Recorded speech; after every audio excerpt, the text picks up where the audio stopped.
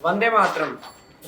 ग्राम स्वास्थ्य रक्षक का जो प्रशिक्षण शिविर होता है 1 माह का, उस शिविर को पूरे 1 माह के दौरान जो लोग सीखने के लिए आते हैं, जो विद्यार्थीगण आते हैं, उस शिविर का आयोजन 20 अप्रैल से नए विद्यार्थियों के लिए प्रारंभ हो रहा है और ये 19 मई तक ये शिविर रहेगा और इसमें अधिकतम 5 विद्यार्थी शामिल हो सकते हैं। इस शिविर के दौरान आपको लगभग 20 से 30 प्रकार के अर्क बनाना, नासिका, घनवटी और अलग अलग बीमारी के अनुसार कवाथ और पाउडर बनाना और 5 बीमारियों की सरल चिकित्सा आप घर पे रह के कैसे कर सकते हैं, घरेलू औषधियों के माध्यम से कैसे कर सकते हैं, ये सब इस शिविर में सिखाया जाता है। अधिकतम जो सीखने के लिए आते हैं वो कंसेप्ट को बिना समझे गुरुकुल में पहुंच जाते हैं और कुछ लोग बीच में ही वापस चले जाते हैं। इसलिए मैं पुनः कहता हूं कि 1 माह के दौरान आपको अर्क बनाना सिखाया जाएगा, वो भी प्रैक्टिकल चलेगा। नासिका, घनवटी, अलग अलग बीमारियों के अनुसार जो पाउडर है वो बनाना सिखाया जाएगा और बाकी समय में आपकी थ्योरी की जो क्लास है वो अधिकतम 5 घंटे से लेके 10 घंटे के बीच में रहेगी। थ्योरी के अंदर आपको अर्क, 20 प्रकार के अर्क, जैसे गिलोय का अर्क है उसका क्या उपयोग करना है, उसके अलावा नासिका है, उसके अलावा 5 बीमारियां, कोई भी 5 बीमारियां, जो बीमारियां आप सीखने के लिए जो लोग आए हैं उनके क्षेत्र में जो ज़्यादा बीमारियां हैं, उन 5 बीमारियों के ऊपर विस्तार से उनको सिखाया जाएगा। तो वो चुनाव आप अपने हिसाब से दे सकते हैं किस प्रकार से आप उनको दूर करोगे।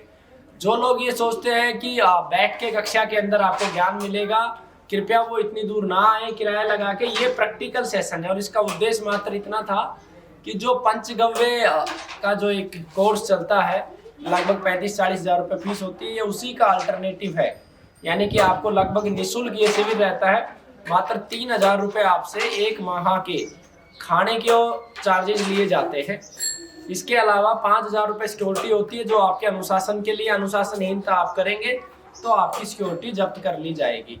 तो जो भी साथी इच्छुक हैं ग्राम स्वास्थ्य रक्षक बनने के, उनमें से जो अच्छे योग्य साथी होंगे उनको रोजगार के अवसर भी गुरुकुल उपलब्ध करवाएगा। अनेकों जो गुरुकुल बनने वाले हैं, जो गुरुकुल का लक्ष्य है प्रत्येक जिले में, वहां पर उनको भेजा भी जा सकता है जो साथी गंभीर हुआ। ज्ञान का एक दीपक अमर बलिदानी भाई राजीव दीक्षित ने जलाया था और उस दीपक का उद्देश्य मात्र इतना ये था कि भारत के अंतिम व्यक्ति तक ज्ञान पहुंचे। उसी कार्य को अखंड भारत स्वाभिमान अपने समस्त कार्यकर्ताओं के अथक परिश्रम से निरंतर आगे बढ़ा रहा है। और जो ग्राम स्वास्थ्य रक्षक का जो 1 माह का प्रशिक्षण होता है, जिसका मूल उद्देश्य है कि गांव में आपके आसपास कोई व्यक्ति बीमार ही ना हो और व्यक्ति अपनी चिकित्सा कर सके और दूसरों की चिकित्सा कर सके, सामान्य चिकित्सा, उस उद्देश्य से ये हर माह गुरुकुल में शिविर होता है और 1 माह का शिविर होता है। आज इस शिविर का समापन है। इस शिविर में 2 साथियों ने भाग लिया।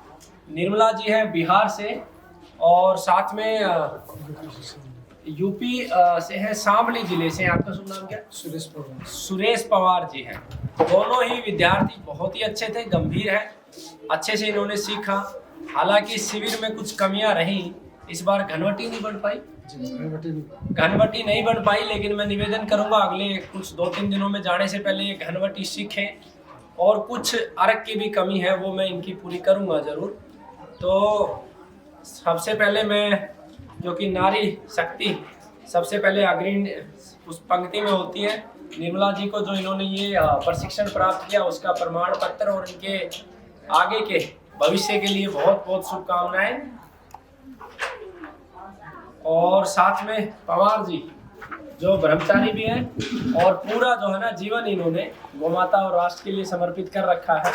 तो ये भी भविष्य में देश समाज की सेवा करें और दोनों मिलके अच्छा कार्य करें। और मैं चाहूँगा 2 शब्द निर्मला जी रखें, वैसे बहुत कम बोलते हैं। हाँ जी बोलिए।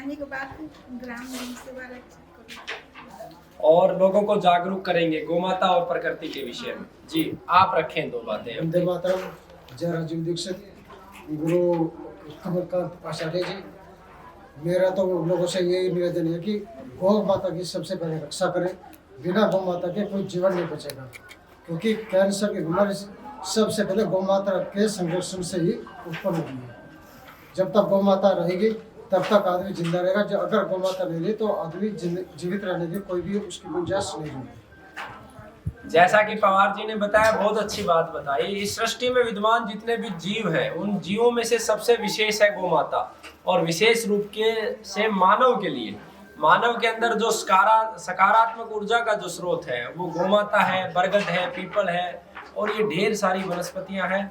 तो गोमाता बचेगी तो जीवन बचेगा, राष्ट्र बचेगा, प्रकृति बचेगी और समाज बचेगा। वंदे मातरम, जय भारत। भाई राजीव दीक्षित अमर रहे।